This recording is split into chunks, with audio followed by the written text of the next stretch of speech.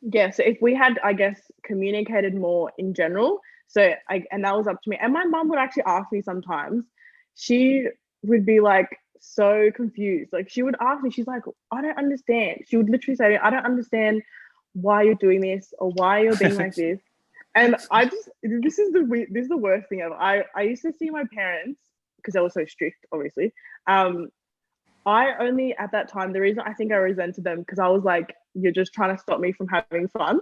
Yeah. That's how I saw them. And I was like, why are you trying to like stop me from having fun? But they would always tell me, they're like, we're Tongan. Like we're also actually, when you talked about the pressures of being a young Tongan woman, Yeah. another layer of that, I guess, added pressure was church because my dad was obviously, Yeah. as my parents got stronger in the church, Yeah.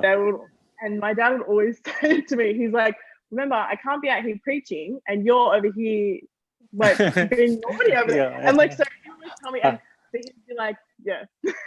So he would say that, and I was like, so I just felt like, Yeah. I was like, oh no, like, but then at the same time, I was like, the good thing about growing up in Bali suburbs and areas is no one's there anyway. So like, it's not like everyone could see me, but I guess, yeah, so that was another thing that added to the pressure, like you said, of getting judged and everything.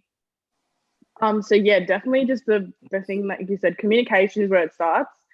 When it comes to environment, sorry, and parents, yeah, I think if I had more one-on-one time with them, yeah, and just sitting with them, at the time I was so caught up in my friends and wanting to fit in that I never wanted to be home. I didn't want to,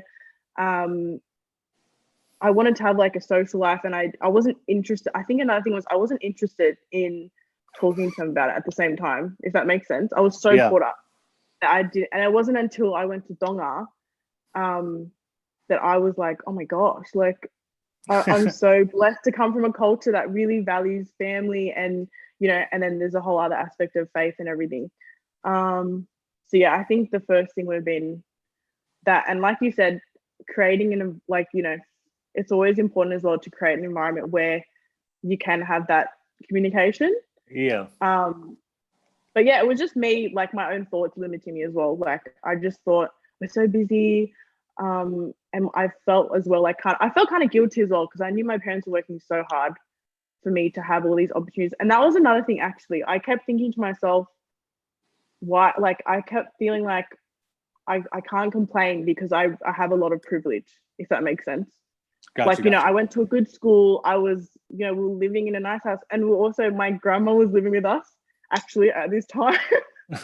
Like she was the best. She was probably like, I didn't confide in her, but like she was like not the typical Tongan grandma that was like, let's go to church stuff. She was very like wild. Like she was my maternal grandma. She was like, so she was actually, this is so funny, and I don't remember if I told my parents this, but she knew that I was sneaking out. Yeah. My grandma would know, and then she would always check on me the next morning.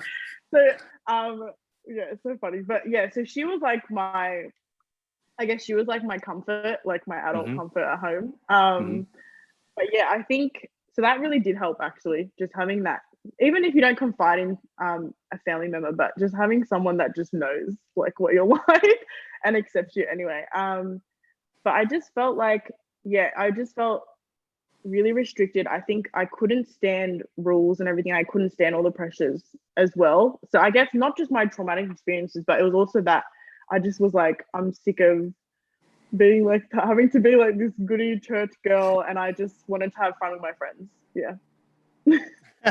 So I don't know if that answered the question. Yeah, you definitely answered.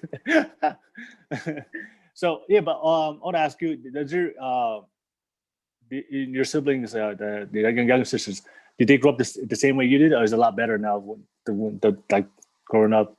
Oh my gosh. Well, this is my middle sister. She was bless my sisters, honestly. I don't know how they dealt with me during that time. She was the goody sister. So she was very academic, and she was very smart. So it's funny because she's only 2 years younger than me. Yeah. And so we were close in age. So you think because we were both teenagers, but I was going through all this. She would actually cover for me while I'm sleeping out. We were really close. I was like, please, like, just want to sleep in my room. Well, but she was so focused on school, and I don't know if it's because she's more introvert. We've got very different personalities as well. And so she was very, very good girl. And then my youngest one, who's like 6 years younger than me, they